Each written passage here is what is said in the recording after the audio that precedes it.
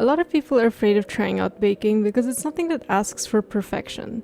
Exact weights, volumes, temperatures, and even specific ingredients that might be hard to find. I used to enjoy that part of the process, like I used to have the taste for perfection.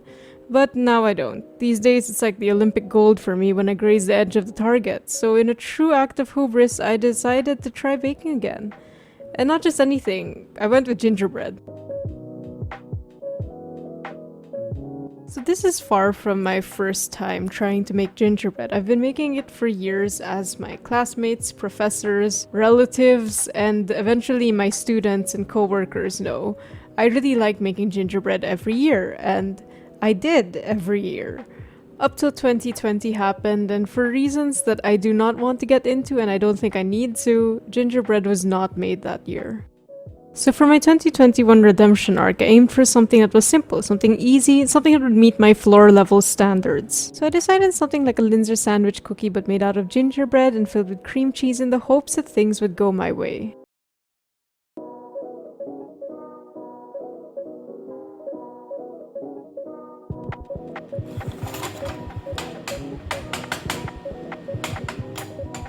But all of that was future me's problem. Day one, I started out making my dough with some butter, and I really scraped up the hell out of that butter because we don't want to put the cow's hard work to waste.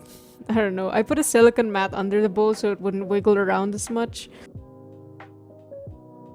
And then I took out what we in the industry call the dry bowl. If there's one commandment of baking that you really cannot disobey, it's the separating dry and wet ingredients before the time that you have to mix them. The first dry ingredient I added was all-purpose flour, which I ran out of one bag, and you can see I opened another one, and then I just proceeded to not measure it correctly. Like, culinary students, close your eyes, look away, this is strong. After I was satisfied with the mess I'd made, I started adding more ingredients with all the grace of a child in a sandbox. So this is just the baking soda box that I have in the refrigerator so it doesn't smell funky. I don't know if you should be using this for cooking, but I did, and it tasted fine.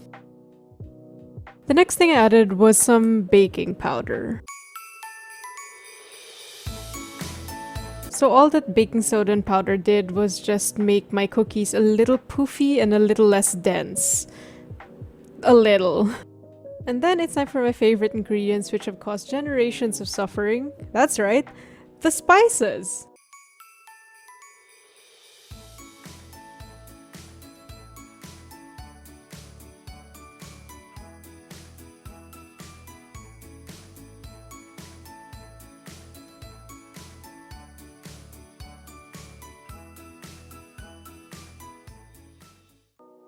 So I thought that I was done adding ingredients.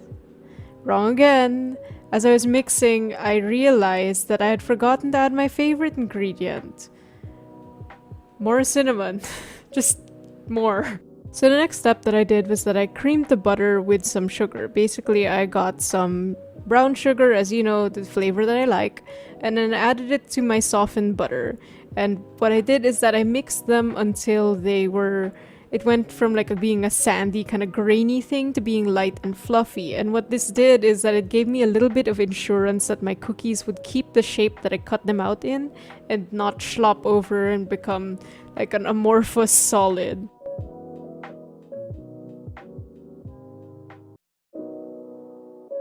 Now that the butter is sufficiently floofy, it's time to introduce the worst ingredient ever, which is molasses. This stuff is terrible. It makes a mess wherever it goes. It's very slow and hard to get to move from one place to another, and in that way it's kind of relatable, but as a baking ingredient, 0 stars. And as if it weren't problematic enough, around Christmas time this stuff becomes black gold.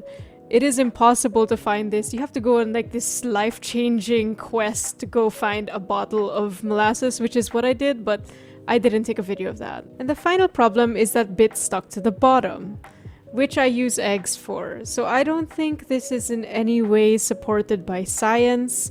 I'm pretty sure this is all pseudoscience, but eggs are mostly like an aqueous mixture of like proteins and stuff and water, right? And molasses is a mixture of sugar and water. So because they're both aqueous mixtures, they should be able to mix. So what I do is I just throw the eggs in there, I mix them in really well, and I use that to scoop up the last bit of molasses sticking to the container I poured it out of.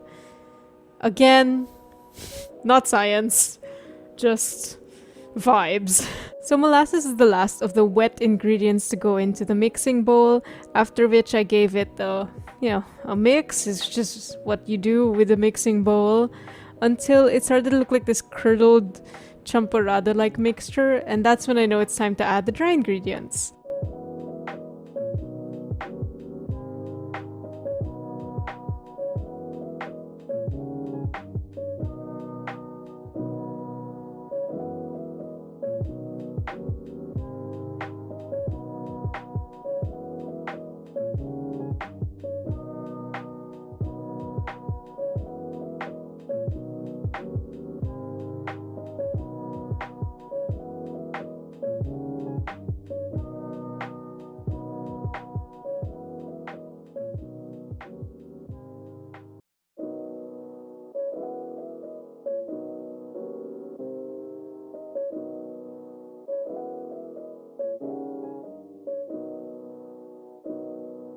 At this point, I realized that the spatula just wasn't gonna cut it. It couldn't mix the mixture anymore. It had gotten too thick with all the flour and stuff. So, in true caveman fashion, I decided to do something that I would say is questionable. I took matters into my own hands and decided to knead it as if it were a bread. Okay, don't quote me on this, but gingerbread has existed for centuries at least. And all I'm doing here, technically, is walking in the footsteps of our ancestors, or maybe like white people's ancestors, but ancestors who did not have KitchenAids and suffered greatly as I have. After ridding my hands of all the gingerbread gunk, I separated the dough into manageable chunks, I think 4 of them, which I wrapped in aluminum foil. Because there was no cling wrap in the house, and this worked out fine for the most part, except some cookies had a little bit of shiny in them, and I had to spit out a bit of foil, but that's a future bee's problem. In the meantime, I put all of the dough into the ref to chill and rest for 1 hour so that they wouldn't be all melty when I tried to bake them. After around 30 minutes, I preheated the oven to the very precise temperature of somewhere between 176 and 210 degrees Celsius. After the hour's rest was up, I took the dough out and it was pretty rock solid, but I was able to eventually roll it out to around 3 millimeters thick, so I wanted them really thin because I was going to make a sandwich cookie, and if the cookie's too fat, then the sandwich is a burger.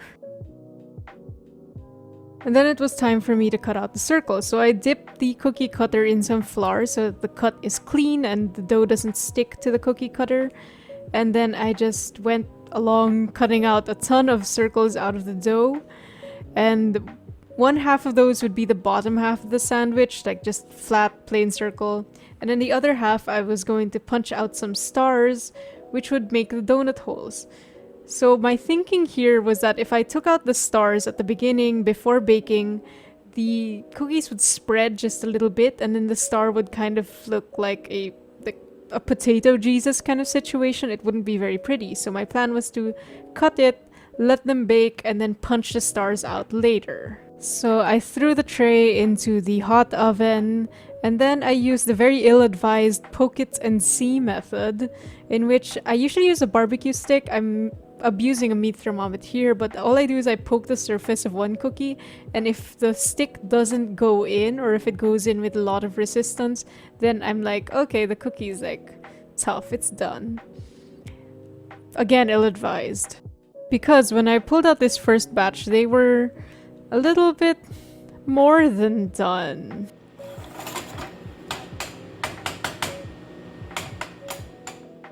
Obviously, I didn't want anyone breaking their teeth on my cookie sandwiches, so I put that batch aside, I had a drink of water, and I just picked myself up and started over.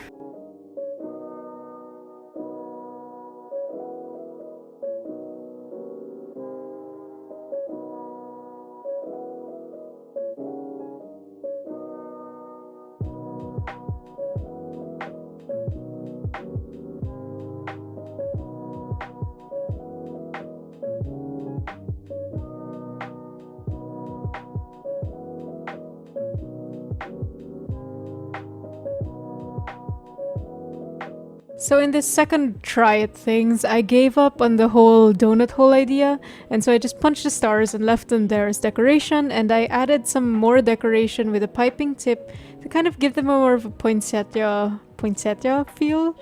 So it would be a little bit Christmassier, and there would be a little bit more decoration on them.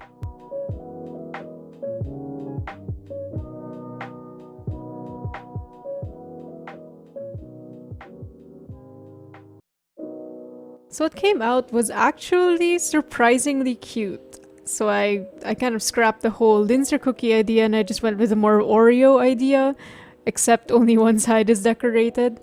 But these are cute enough, so I made around 100 of them. I did about 5 more batches and then I collected all of them and I tried to count them, but they're all of very varying thicknesses, so it was a bit of a trial, but I was able to do it.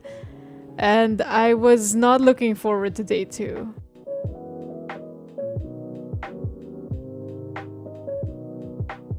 Now, if you were watching closely, which I doubt, you're probably using this as a kind of podcast or white noise to fill the space, but all of the extra bits, they did not go to waste.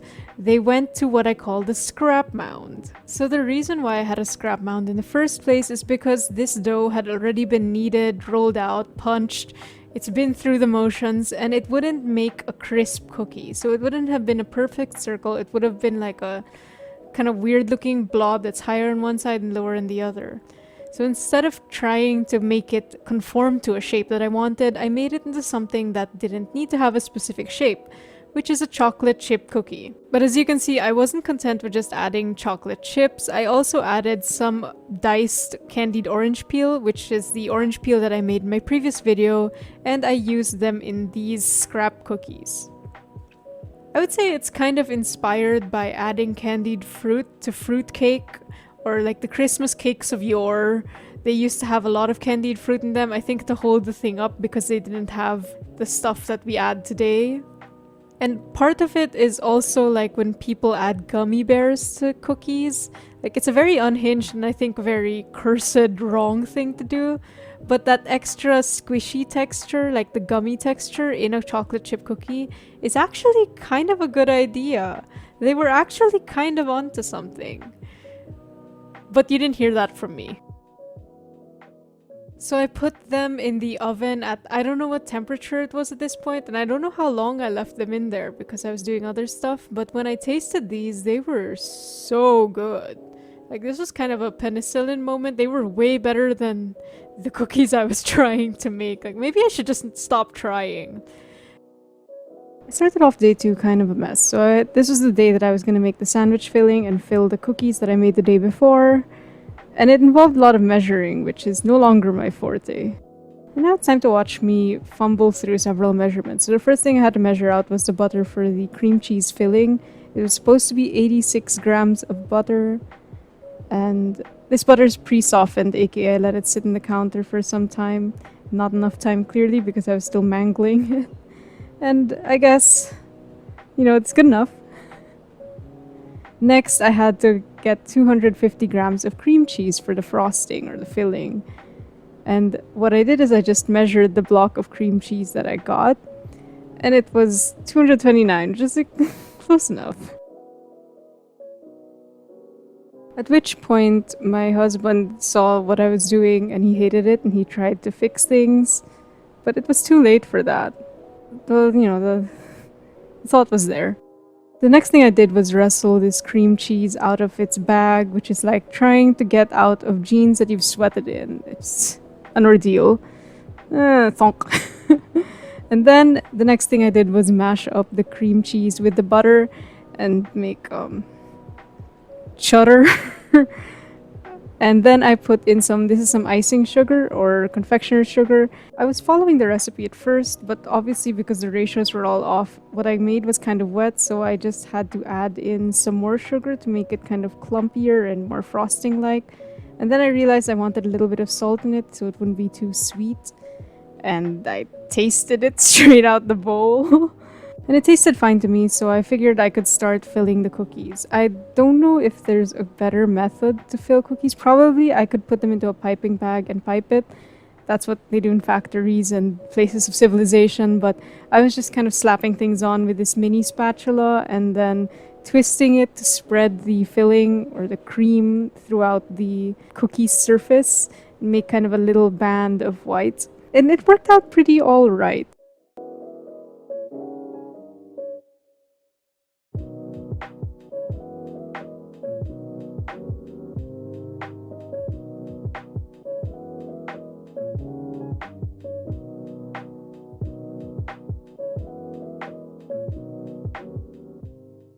After what may have been several hours, but I wouldn't know, I had all of these cookies finished. Please ignore that ugly one in the middle.